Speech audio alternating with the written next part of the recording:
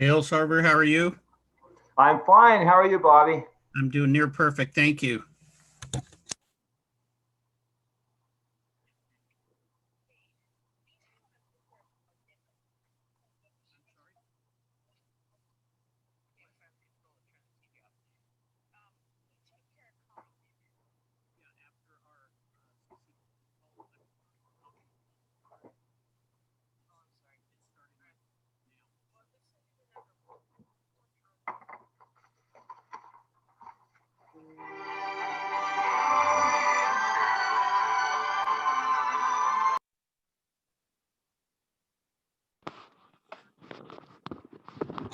We're going to start in just one more minute here.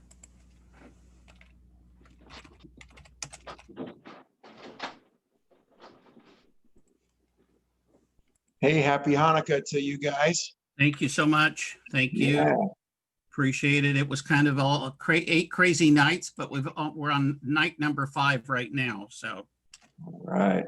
okay.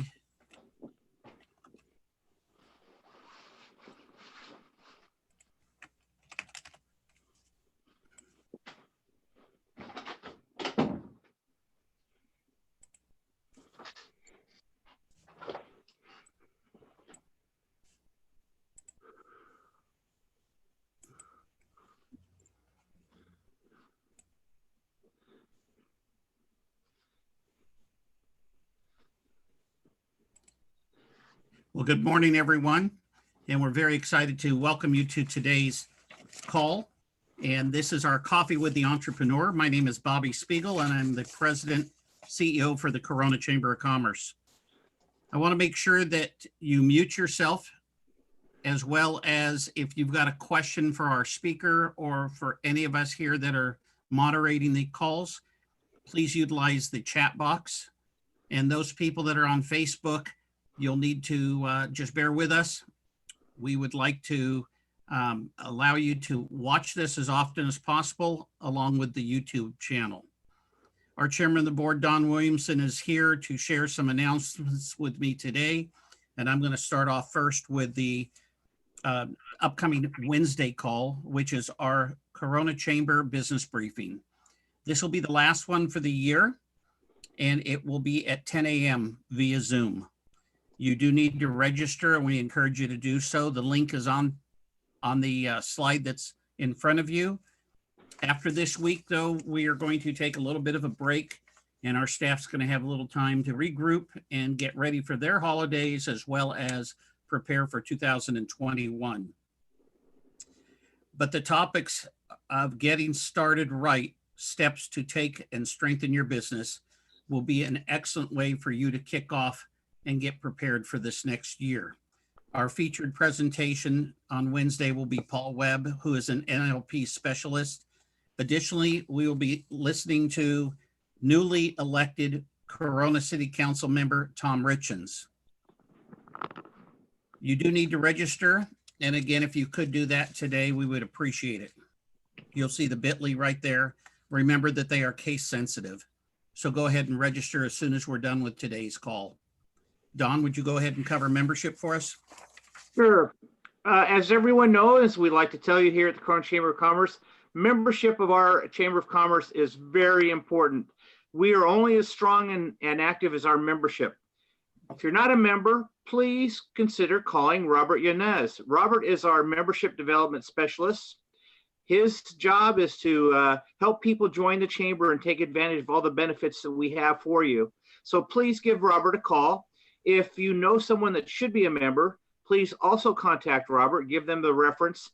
And if anyone that you reference over to Robert does join, you get a free ad in our business journal that comes out. So please join the chamber. If you know someone that joins, please contact Robert Yanez at our office. Thank you.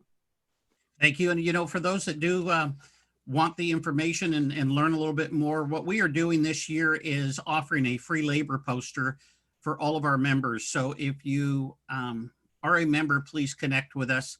You can register today for that free labor poster that is in English. We also have them available in Spanish. And if you'd like to purchase additional ones, they are $30 for members. Non-members are $50 on each one. As soon as they arrive here, we will be notifying you so that you can have those displayed in your location. Just a reminder that because of the COVID and many people have work from home situations, every home, every person that's working from their home is to have a labor poster according to the state of California. I don't know what all the fines will be for anyone that doesn't offer that. I do know that in a business atmosphere, if you don't have them posted, it could be up to $17,000 for a penalty. So again, connect with us here at the Corona Chamber. We'd be glad to get you copies of these. I'm very excited to bring on our business partner at this time. As I shared, this program today, the Coffee with an Entrepreneur, is a shared partnership with the city of Corona. Jessica Gonzales joined the city this year, but she's not new to economic development, and she's definitely not new to creating connections and collaboration with different individuals and groups. She's got a whole list of different organizations that she's actively involved with. What excites me about having a partner like Jessica is she's a doer. As soon as we consolidate our thoughts and ideas, the next thing I do, I turn around and half of the stuff's already completed. Please welcome Jessica Gonzales. Thank you, Bobby, and good morning, everyone. It's a pleasure to be with you today for our final Coffee with an Entrepreneur, but certainly there are exciting things underway in 2021. And as Bobby mentioned, certainly partnership is the way that we're going to accomplish this. And just thinking back on this year, I just want to commend all of you, all of our entrepreneurs, businesses, for all the great resiliency you've displayed, all the ingenuity, and certainly all the forward-thinking examples and really how you've resonated that with the community. So want to just let you know that for 2021, we are excited, working closely with the Chamber to bring you more seminars, webinars, things that are timely. And just next Monday on December 21st, we will be putting forth, with the great coordination and the lead of the Chamber, a social media marketing seminar. More details to come, but we certainly want to be responsive, timely, and want to empower you through these times. So we are excited to keep working together, and I'll turn it back over to Bobby, but thank you all for taking the time this morning to invest in yourself. Thank you so much, Jessica. And I do want to just share that if any of you are looking to do any expansion within the city of Corona, or you're looking at maybe you're located elsewhere, but you want to come to Corona, Jessica is your key person to connect with. Feel free to outreach to me and I can get you her contact information. And we're very excited to have her as a partner. So good morning to all. And we're getting ready to almost get things going here. I want to introduce Don Williamson one more time, our chairman of the board. He's going to share about our Good Morning Corona, and then he's going to introduce our speaker. Don? Thank you, Bobby. The January Good Morning Corona will feature a keynote speaker, Barry E. Knight. Barry was our guest on Coffee with an Entrepreneur speaker in October. His topic is called Execute Your Strategy for the New Year. He will give us some great ideas on how to kick off 2021 and set your year up for success.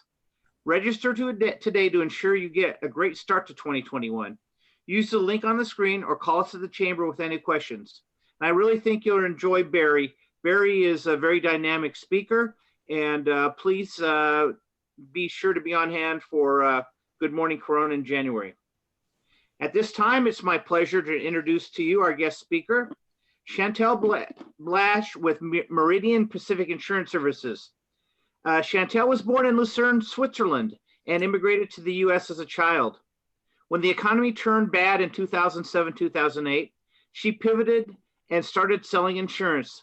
And now she has an entire team, and she has a fascinating story. I have done business with Chantal. She's a pleasure. And at this time, I will turn it over to her. Chantal.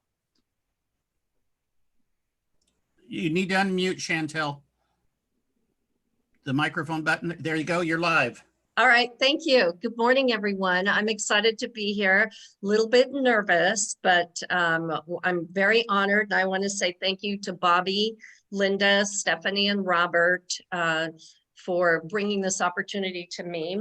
And I'm really excited to be a part of the Corona Chamber. So I'm going to talk a little bit about my past experience. Like they said, I was an immigrant from Switzerland when I was almost 5 years old. And we came to the United States. My mom and dad, my sister and I, we had nothing. And we moved to East LA.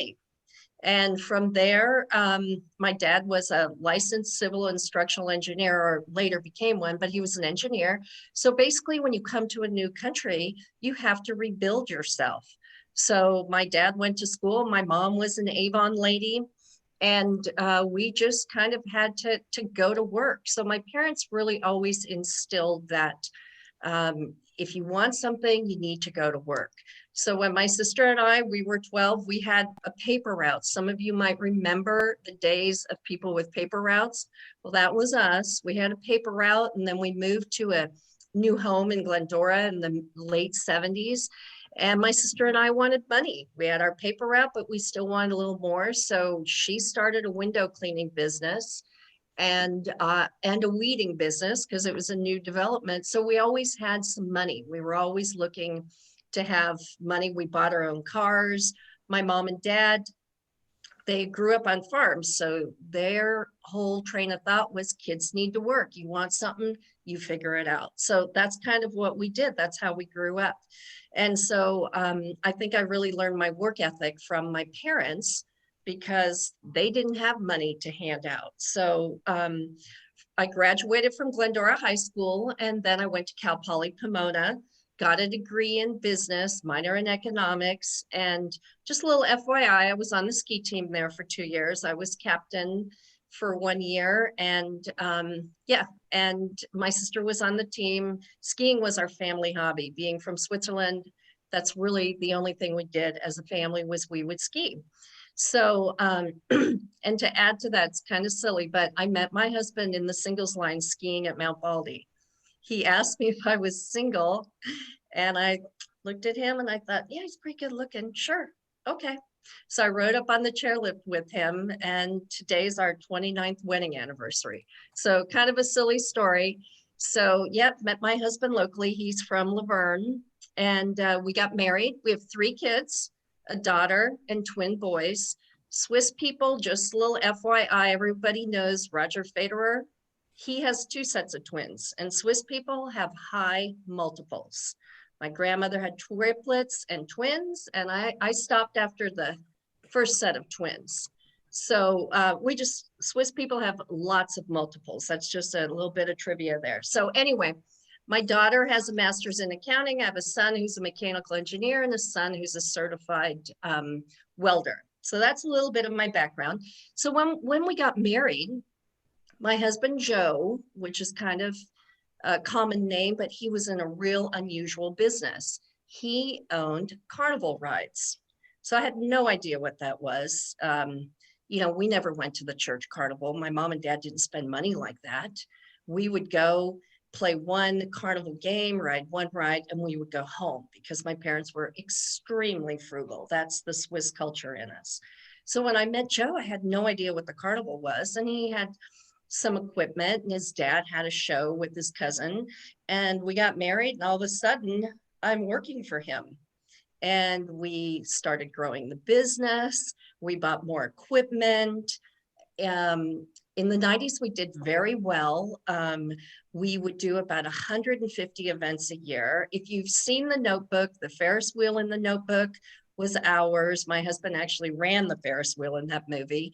But a lot of stuff that you saw during the 90s in the movies was our equipment.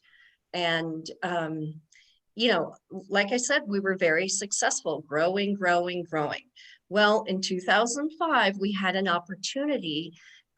We won the contract for the big Fresno Fair, huge contract. And kind of a bigger step up for us. It was the 12th largest fair in the country. And so we had to, our business was almost paid for, so we had to gear up and buy some more equipment. So that's what we did. And we partnered in with some other show people who brought in some equipment as well. Well, everything was great. We had a successful year in 2006, but we all know what happened in 2007, and the economy changed. Well, it changed for us. And then in 2008, things got worse. 2009 was not any better. So we had this debt service and we weren't making it. So we had a strong relationship with our finance companies. I mean, we had to sell off our equipment, and we had it, our paid equipment was collateralized for the new equipment. So that was pretty scary. So we started selling off equipment. Finance company took equipment back. It was just a big struggle. Now we were very successful. And I'll tell you, I mean, it was really hard on us, mentally, business-wise, with our family, with everything. Here you were on top, and now things are crumbling. They had 40% unemployment in Fresno. Fresno is a big agricultural area. And what do they live on? Water. Northern California, our Congress people were shutting off the water to the Central Valley. You cannot grow tree crops back when you cut the water off. Those trees took years to grow. So now we're facing people who come to the fair with 40% unemployment, and we have a huge payment commitment to them. It's based on, not on a percentage, it's based on a dollar figure that we are committed to pay to them. And when attendance is down, our revenue went down. So, I mean, it was, honestly, my stomach was tied up in knots the whole entire time we were there. And we would, if you have rain when the show is open, guess what? Nobody comes. So we had all kinds of factors. And once our contract, I mean, we always met our obligation, but once the contract was over, it was devastating to us. And we had to sell off our equipment, and we had to downsize and downsize and downsize. And it's hard. And you say to yourself, what am I going to do now? And when you're used to being on top and your phone used to ring all the time, phone wasn't ringing anymore because we didn't have the equipment anymore. We had to sell it off, and God, just everything. So here I am, I'm 50 years old, and I look myself in the mirror and I say, hey, who's going to want me to work for them? Where am I going to go? What am I going to do? So I used to always think, well, a couple of things I always really believed in was when we had the show and we were successful, of course, we all had debt service, but my husband, I had a $6 million term policy on him, a $6 million term policy on me, because we had a fixed wing aircraft. And this way my husband could fly up and down the coast, up and down the state, and make meetings and still come home for dinner. So, and he's been a pilot his whole life, but he would fly generally about 200 hours a year. And he was IFR rated, instrument rated. So, and he was a very competent pilot, but I always thought, what if something would happen? So if something happened to either one of us, there was enough money to raise the kids and to sell off the business or pay off the debt. So I always believed in life insurance. And the other thing was, the guy who called me the most was our insurance agent. And he was the guy who stressed me out more than the finance companies. He would call me up and say, Chantal, you owe me a $35,000 payment. And I would say, Gene, don't you think I was awake all night worried about this? I know. Well, if we had rain or things were happening, you slowly get behind, and then you got to make that payment. So I always thought, well, you know who always got paid first? Before I could make a house payment or get a paycheck, it was my insurance, my P&C guy. So I kind of thought, well, I always handled the insurance with our controller, and I went over it and I understood it. We even bought Boilermaker insurance. We had workers' comp. We had Midway insurance. We had trucking insurance. All you small business people can really understand all these different insurance policies you have to have before you can even let somebody into your business or move a truck or send a guy out in a service vehicle. So I thought, you know what? Now I'm going to be the guy who gets paid first instead of last.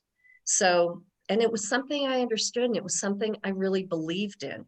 So I thought, well, first thing I got to do, because no one's going to hire me, is I'm going to go to insurance school. I learned well in a classroom, so I took a 1-week course of P&C, that's property and casualty.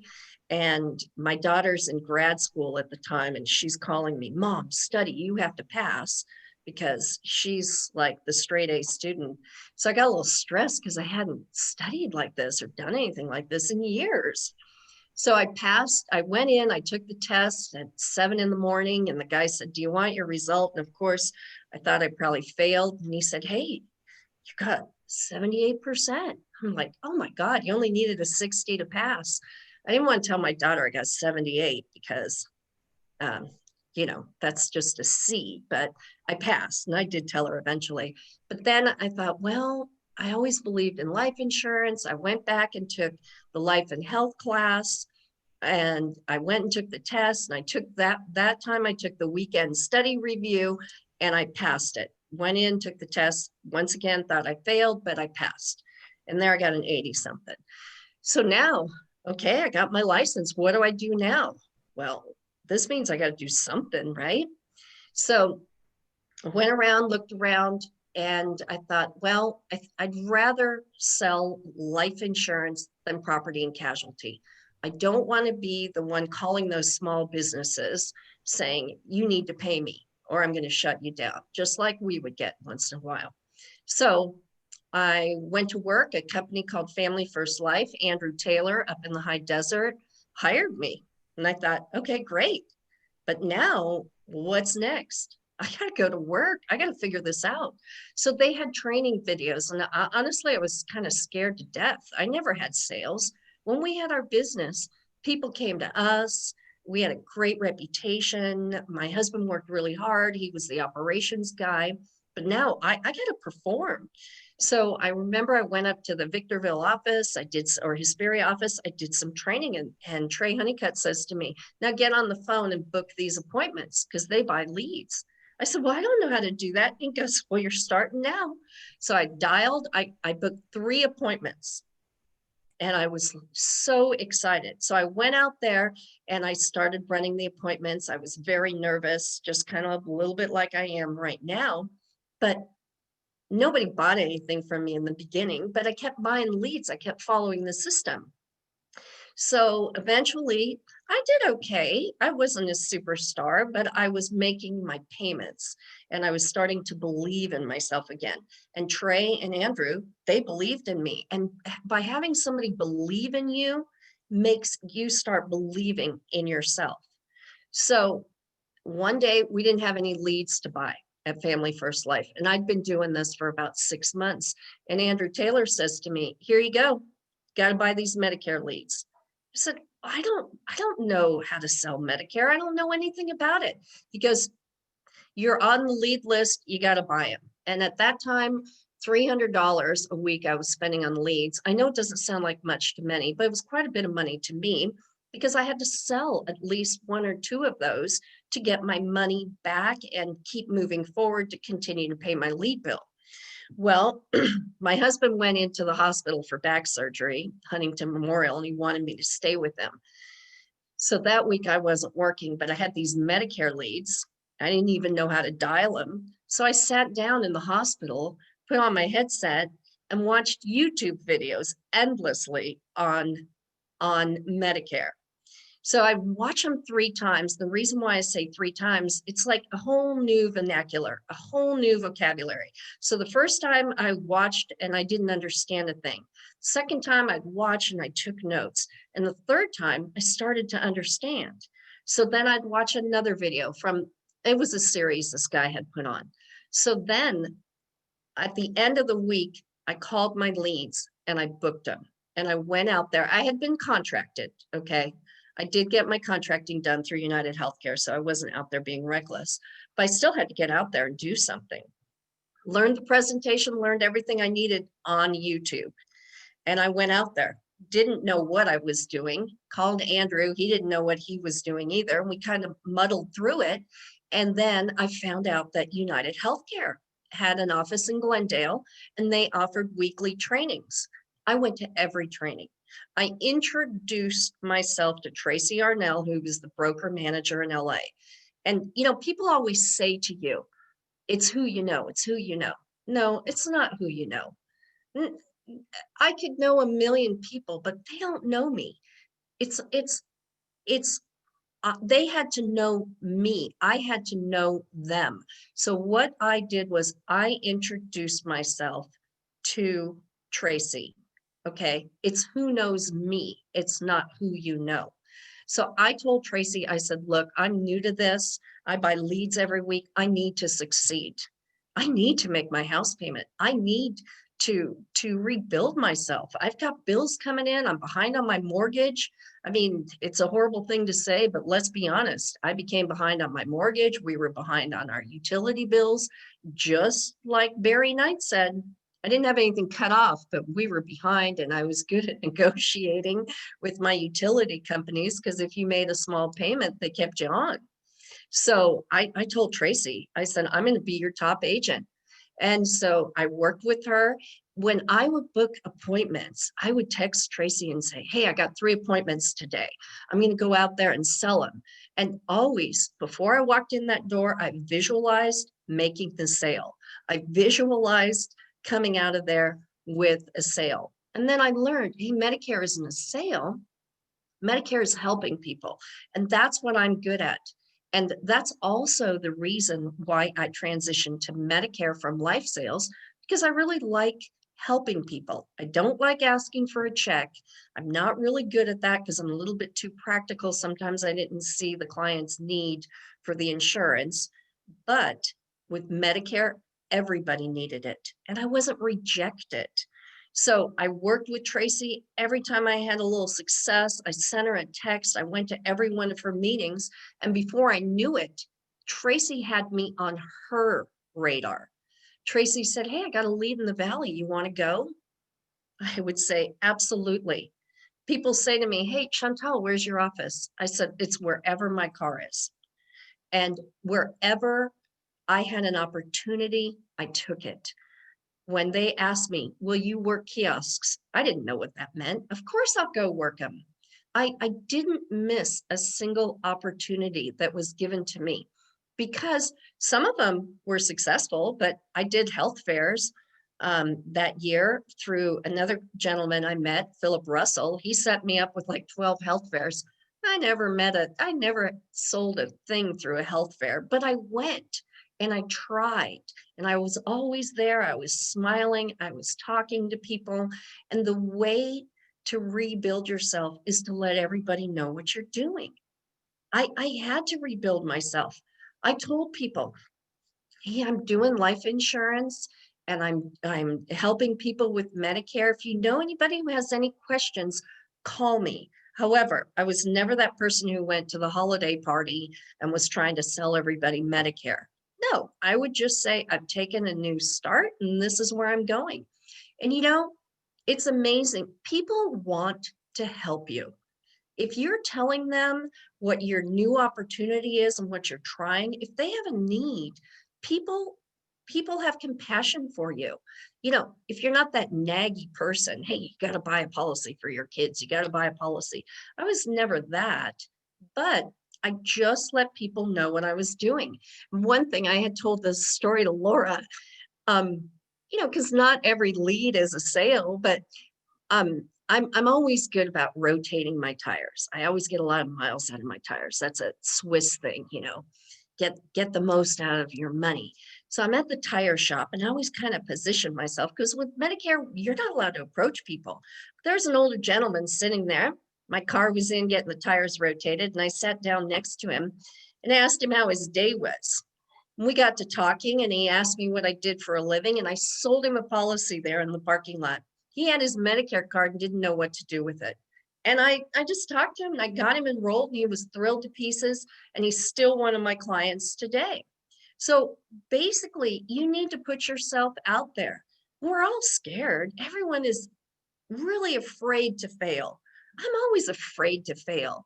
And sometimes you just got to buck up and pull that confidence in and put that smile on your face and let people know you're there to help them and let people know what you're doing. So I started to succeed with this. And at Family First Life, that was the insurance company I was with Andrew Taylor.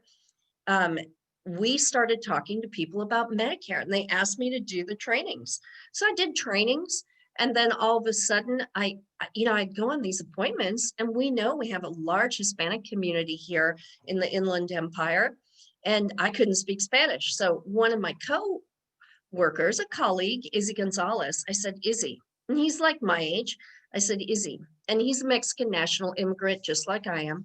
I said, I need some help. I got these Spanish clients. So I made him my Spanish partner. And we would go to appointments. He would write the husband, I would write the wife.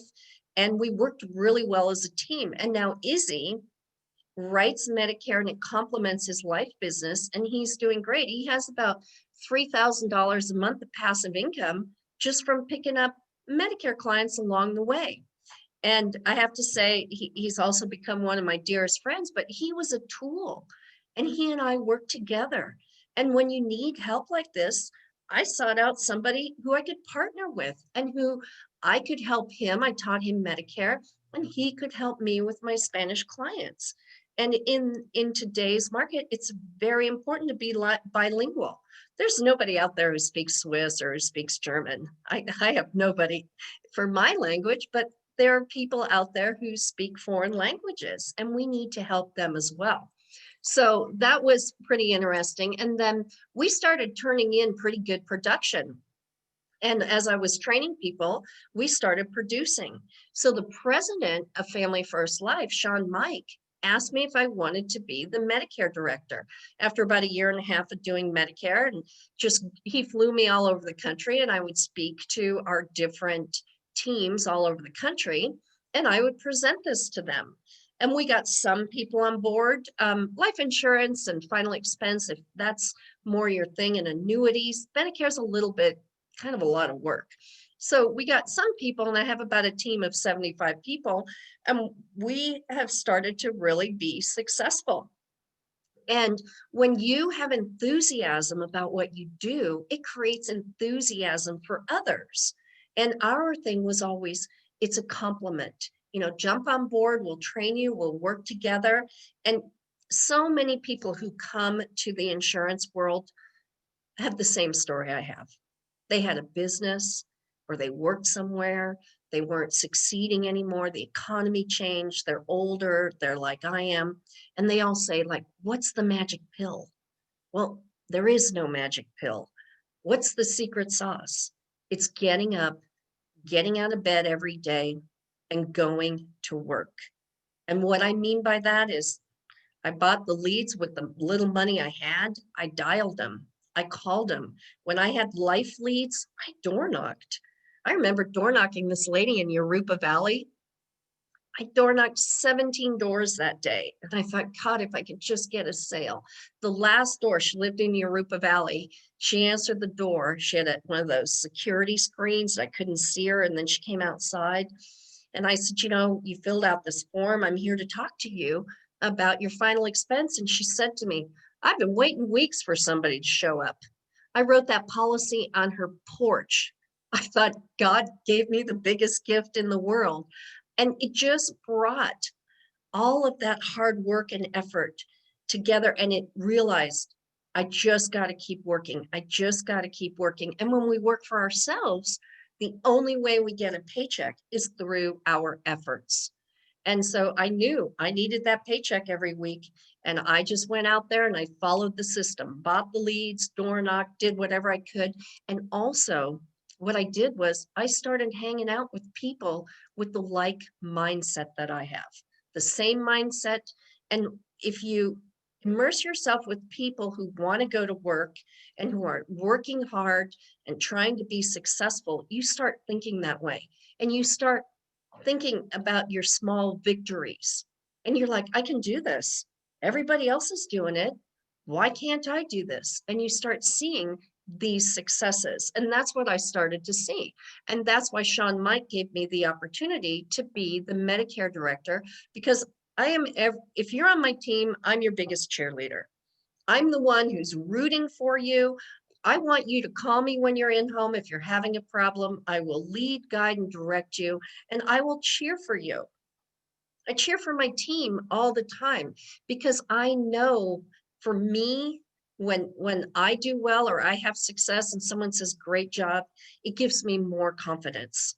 And I think that's probably the mom in me, the football mom. You know, when my son played football, I was super excited, didn't really understand it all. But when he picked up a fumble and ran 55 yards, I was, you know, that's me, the mom cheerleader. And that's how I cheer my team too. And those kinds of things is what helps get us up every day and drive us forward.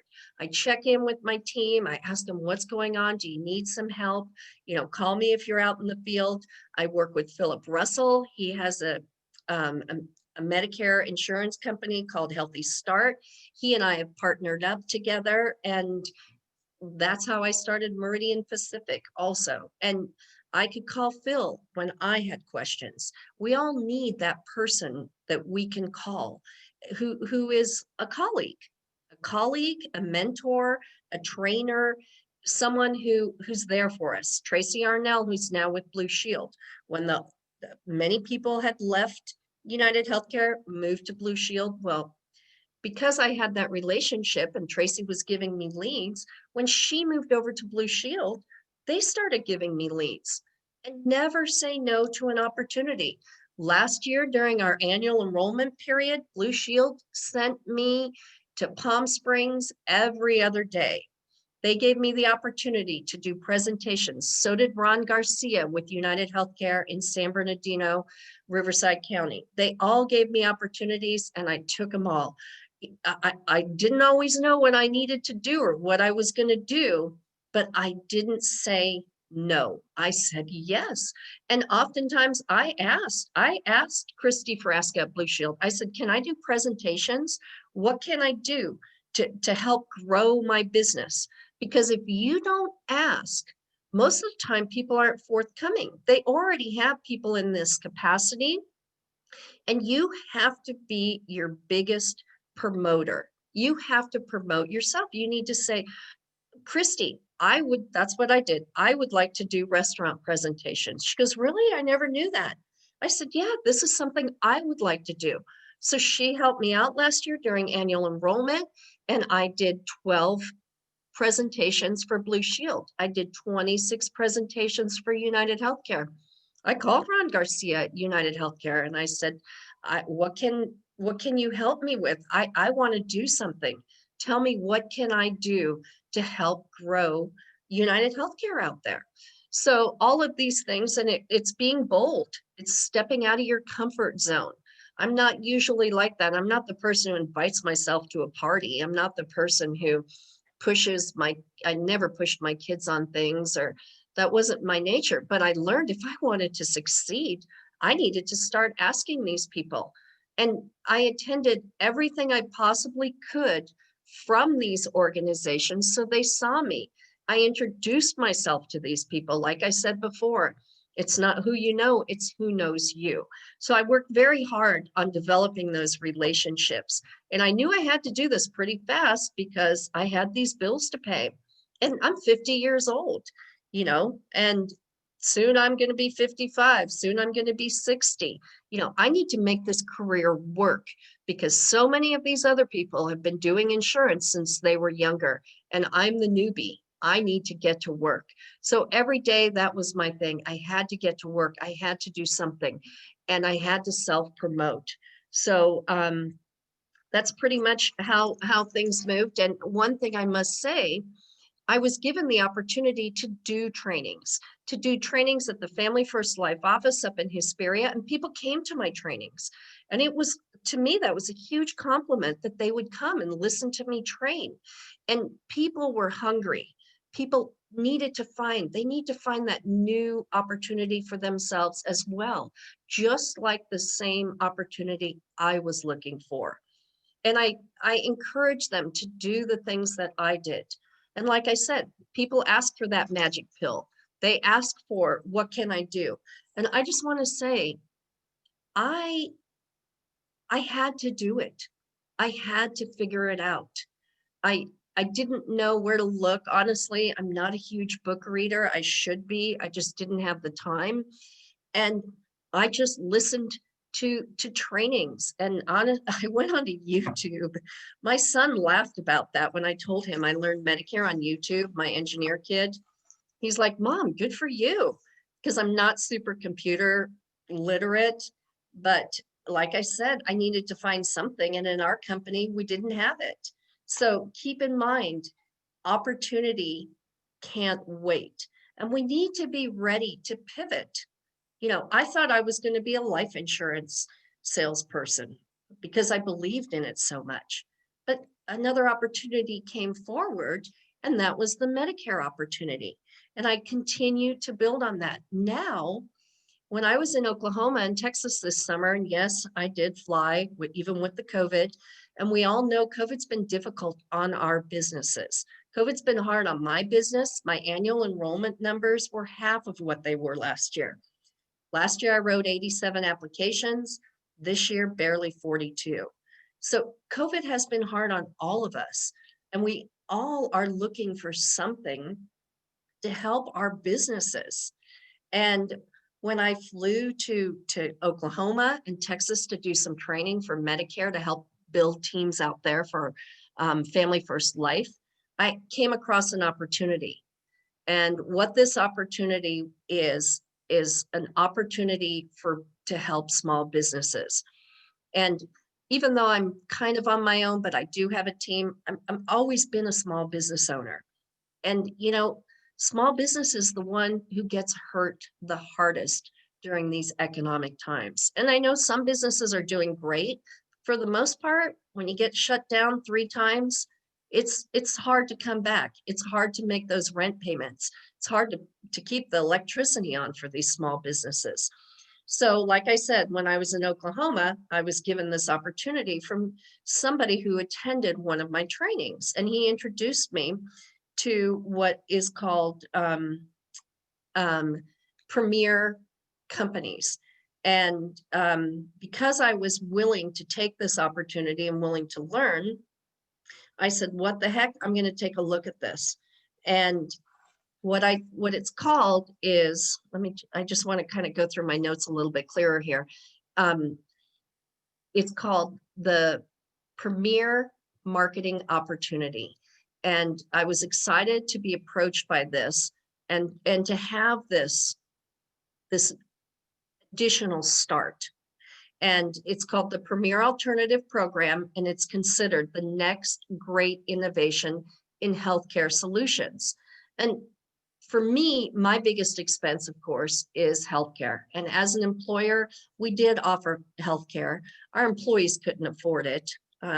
We had just a labor type of employee that worked on the show. We had a great crew, but a lot of them, they couldn't pay the extra money for the health insurance for their whole family. And it was better for them to go through Covered California or Medi-Cal or other avenues. But for us who own small businesses, this is a supplement to the employers, to their group major medical health plan.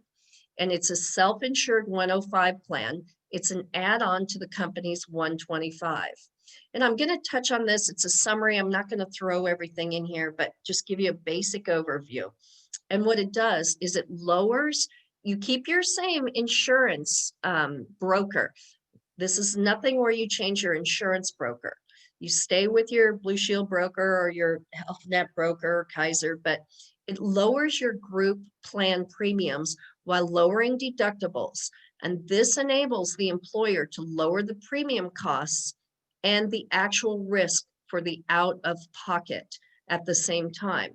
So what the plan does, it provides an extra $16,650 in benefits added on for every employee. And the benefits begin with medical claims, and then whatever of that amount is not used for eligible claims, it will generate for them retirement benefits. And depending on the employer's group health plan and their deductibles and their copays, the plan will reimburse a variable percentage of the out-of-pocket for the employee, anywhere from 55% to 75%. So it's a reimbursement for their copays and their coinsurance. So the employees benefit from a lower out-of-pocket cost and lower premiums for the company group health plan. And both the employee and the employer have a way of lowering the premium costs on their group major medical plan all in one program. And this can also lower the employer's taxes because the $16,650 between the medical out-of-pocket and the enhanced retirement, whatever employees do not use in that plan year of qualified medical reimbursements, they will get the balance of that put into their retirement benefits. And this program provides $16,650 in annual retirement benefits to every employee. Employees can benefit from lower taxes as well as pre-tax cash reimbursements. And these reimbursements for medical claims are not taxable as income.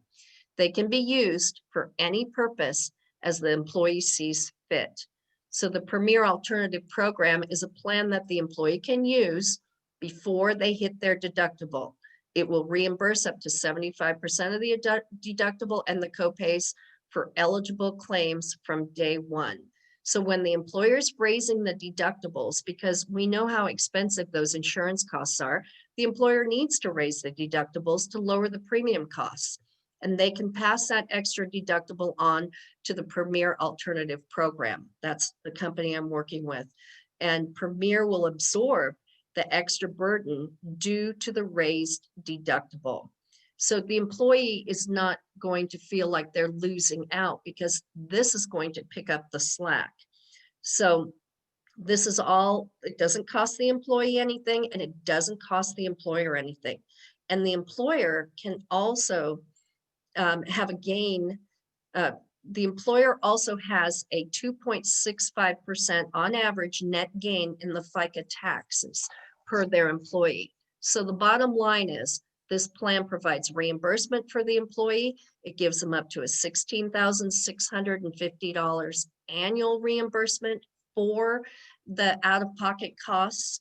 And if the employees don't use the reimbursement money, it goes towards enhanced retirement benefits.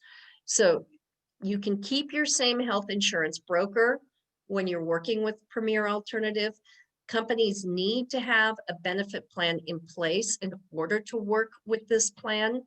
And it saves the employer money every year by reducing their net FICA taxes and also by being able to take a plan with a higher deductible and copays for their employees. Chantal, And all of this is at a zero net cost. So I'm really excited to have this opportunity and present it to the people at the chamber.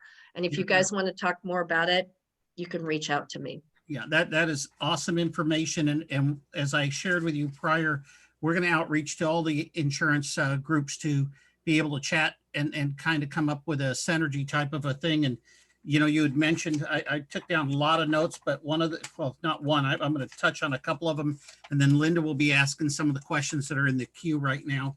But your power partner, kind of like Izzy, you know, there's many Izzy's out here on this call, in our chamber, and in the community. And I think one of the things that you mentioned, it's so important to keep your eyes open because that next opportunity is going to be there for all of us, no matter what industry we're in. There's many people in the insurance industry that are on this call today, and that is awesome.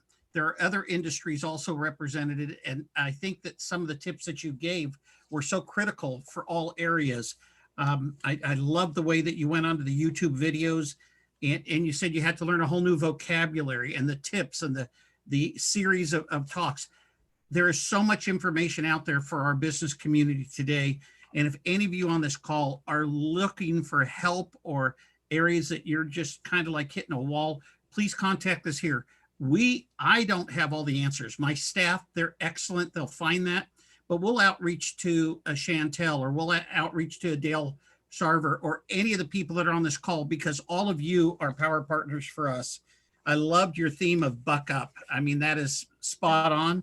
The fact that your parents didn't just give you everything, that we could have a whole dialogue on that with how today versus the way that we were raised, but we're not going to get into that. Linda, would you please fire off the first question? Hi, Chantal. So I know when you started with the insurance, you were, you need to start talking to the people within your sphere of influence and the people that you know. How do you go about expanding that sphere and grow and grow and grow to get more people into your network? Well, what our belief was, and still is at Family First Life, was I bought leads because I let my friends know what I was doing, but I didn't want to be that naggy person. So at Family First Life, our idea was to buy leads, and you bought them. I mean, I drove everywhere. And so basically was by buying through the leads is how I grew my business. And then also too, when you sit with a client, and the other insurance agents on this call will totally relate, but I always ask for referrals. I always said, look, if you know anybody else who's turning 65, or you know anybody else who has questions or might need some help or doesn't understand, give them my card, have them give me a call. And you'd be surprised how many people will promote you. You just have to ask. It's like I said, you have to be your biggest promoter, and telling your clients that you're available for their friends. And when their friends start calling you, there's not a bigger compliment out there than to have a referral. And I'm always excited when I get a referral. To me, it's the biggest compliment. So that's how I grew it. I don't know if you can see all the heads that are on here, but I noticed Gil from Stracha. I always mess up, Gil. I apologize. But with the company, how do you pronounce the company name? Stracoda. Thank you. With that insurance Hey, Gil. company, and as soon as you said talking about leads and stuff and asking for referrals, I mean, his head was like a little bobblehead of, yes, that's exactly what they do. Next question, Linda. So keeping track of all those leads and stuff, you have to be really organized. Is there an industry specific, CRM that you use, or do you have some kind of special system that you use? Well, I use the CRM that our company had provided, and then I'm a little old fashioned. I still keep files on all my clients. I work hard to send all of my clients. I have a birthday list. I do quite a bit of correspondence, and I always include a business card, and on the back of it, it says, to refer me to your friends. But yeah, it does. The system, it is a lot of work to stay on top of it, but I try hard to. And I'm not super computer. I've wanted to say in my thing, look at yourself and see where your strengths are and head in that direction. My computer is not my strength, but. So how do you help people remember you? I mean, I just love that that quote about it's not who you know, it's who knows you. So how do you help people remember you? Well, what I usually do is I get their name, of course, their phone number. I put it in my phone. If I'm working, like for instance with Blue Shield or with United, and I'm trying to develop a relationship with that broker rep, I text them and let them know, hey, if I've had success in the field or what I'm working on or what I'm going out and I'm meeting with 2 clients today in the Inland Empire, and I'm going to help them with a Blue Shield 65 plus choice plan, or this is what I'm working on today. And then I'll text them and say, hey, I help the clients with that. And so I stay in front of them like that. When it comes to, I send out quite a bit of cards. I'm a little bit old fashioned in that regard. And I communicate to them. I also, if there's a mixer or something to attend, I'll go to that. And I tell people, I'm really upfront, hey, I'm learning this and I want to be one of your top agents. I want to succeed. Do you have any tips? And if they tell me something, I try to work at it. If they say, and I did, if they say, go do health fairs, shoot, I went to every health fair I could get myself into. I didn't really have success, but I tried it. Try new things. What's it going to hurt? You might make a sale, and then you start figuring out what works for you. I started an industry I knew nothing about. I had to try everything. I still have a lot of things to try.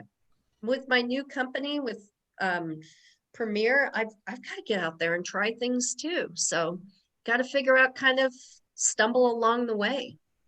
And Chantal, some of the things that you could do that I know that we really encourage and promote is, help someone else accomplish what they're looking for. So as you meet someone maybe at a health fair, even though they're not going to purchase from you, maybe you can find someone that can help, that could help them with whatever their needs are. And that'll come back to you, tenfold. So Absolutely. Linda, I believe you have one more question. Just one more. It's fascinating. I think when people come here from a different country, it must be a huge culture shock and just completely a change. Real quick, like what brought your family here, and was it a huge culture shock? And I noticed you don't have an accent. So no, because I went to school. I went to school here, and like I said, we had moved to East LA, and my mother spoke the Queen's English. And when we got to East LA, my mother said, nobody speaks English in this country. Everyone only speaks Spanish. And we never spoke English at home. We always spoke Swiss German. And so when we started school, I started school in Cabina, they told us we couldn't start school because we didn't speak English. So my mom had to work with us, my sister and I, and then we got, times were different. Everybody in our neighborhood played in the street. So we played in the street, and that's kind of where we learned to speak English. And then we went to school, and we only spoke Swiss German at home. And my mother never believed we would stay. But my dad came because we came from a small country. And a small country, people think small, and he kind of wanted to think big. And he wanted, in Switzerland, you usually only have a business if your family had a business. There's not the growth opportunities or the entrepreneurial opportunities like there are here in the United States. Switzerland's smaller than San Bernardino County. So my dad, he wanted to have a business, and he wanted just different opportunities. So first we moved to Canada, and my mother said it was colder than it ever was in Switzerland. We lived up in Fort St. John, and then moved to Calgary, and then we got our papers so we could immigrate to the US because we had to have papers to come. And then we moved to East LA, and my parents always worked and tried to find different ways, and kind of was instilled in you. You want some pocket money or you want some money, you find a job. If there was a need, everybody had weeds. My sister and I knew how to weed. My mother always made us weed. My mother always had clean windows. So my sister started a window cleaning business. It was the 70s. We charged $40 inside and out. And we would clean them, and then we'd go to the beach the rest of the afternoon. So Chantal, can you elaborate a little bit more, though? I know that when you first started the process of immigrating to the US, I think you had told me that you were like 5 years old or thereabouts, but it was not till you were in your teens when you actually got citizenship? Yeah, I got my citizenship in my late teens, and our papers, my mom and dad, I don't know if they still do it, but you had to take a citizenship class, and you had to pass the test, and you had to learn American history. So my mom and dad went to night school and attended the citizenship class. So they passed and they became American citizens, and my sister and I were waiting on our papers, and they had lost our papers. So my dad wrote to our congressman and blah, blah, blah, and they finally found the papers, and we became citizens. I think I was 17 or 18. And Switzerland does allow us to have dual citizenship with the United States, but then I became a US citizen. We're called naturalized Americans. And my dad was always very proud to be allowed to come to this country, and that we were allowed to live here. And he was always very proud that we came that way. And most Europeans, and it's for any culture. It's not just Europeans. You come here, you have nothing. The majority of us had nothing, and you go to work. You want that American dream. And the kids are all part of it. You see it with the Italians, you see it with the Hispanics, you see the Chinese, you see everyone, the Germans, the Swiss. We all have an instilled work ethic, and it really comes from coming from nothing, because you left everything behind. My parents we lived in Lucerne. My dad went to the Technical Trade University in Lucerne to become an engineer. I mean, they lived in a nice place and we left and picked up and ended up in East LA. And my mom was shocked. So it just, your experiences make you. Yeah. You know, you're an amazing individual, and I so appreciate you sharing from the heart, and you're very passionate about what you do. We are going to go ahead and connect those that are interested with you. Okay. You know, a lot of people I know were messaging me about getting your contact information. So we'll be sending that on out as well. Okay. I do want to say thank you. Thank you. Thank you. Happy anniversary. Thank you. My pleasure. And your husband's birthday on Friday. Of course, the Chamber's birthday on Saturday. And then you Yeah. had your best friends yesterday. So we're just celebrating the whole week. Okay. Well, I appreciate that. And, you know, thank you for asking me. I'm really honored. I don't find myself to be that interesting. I just, like I said, I have a work ethic and I want to go to work. Well, from a carnival lady to insurance to helping people, it's all about people, and we appreciate that. Our next slide that I want to pop up, thank you, Chantal. Our next slide is our last slide, but I am so excited that our invited, the next slide is our Coffee with the Entrepreneur for January. Kasum Kavia is the founder and owner of Combustion Associates, Inc. And this is a company that's based right here in Corona, California. And they ship large generators, power systems throughout the entire world. Their big area and focus is in the Africa nation. But I will tell you, this lady is just so dynamic with information to share. We want you to register as early as possible. It is a partnership, again, with the City of Corona and the Chamber of Commerce that we're able to offer this. So I want to say a big shout out to Jessica Gonzales with the City of Corona, as well as the council members who do approve our partnership contract. And again, I thank all of you for being on the call. I wish you just the happiest of holiday seasons for those celebrating Hanukkah. A couple more days left of that, for Christmas coming up, Kwanzaa, and of course, a healthy and safe Happy New Year. God bless you all. Thank you so much. Thank you.